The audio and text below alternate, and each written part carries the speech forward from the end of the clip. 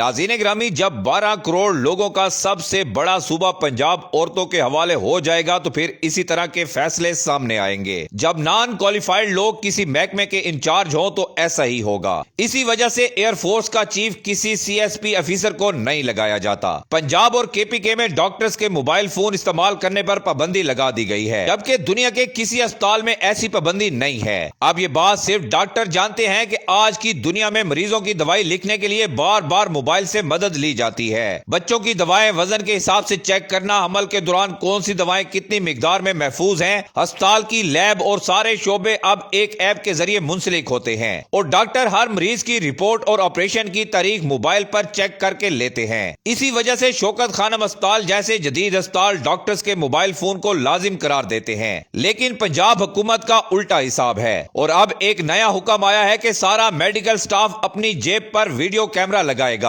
जो हमा वक्त उसकी वीडियो रिकॉर्ड करेगा। अब ये बात सिर्फ डॉक्टर जानते हैं कि इन्होंने नंगे मरीजों को कभी पेशाब की ट्यूब डालनी है, कभी पखाने की जगह की चेकिंग करनी, कभी सीने का अल्ट्रासाउंड करना। अब ये सब वीडियोस में रिकॉर्ड होगा और जब अमला ये कैमरा अस्पताल में छोड़कर घर जाएगा तो ये वीडियो चोरी होकर इंटरनेट पर लग सकती है। तो नाज़रीन ग्रामी, ज्यादा बैद नहीं है कि आने वाले दिनों में मरीजों की वीडियो हर तरफ घूम रही हो और सोशल मीडिया पर ट्रेंड कर रही हो।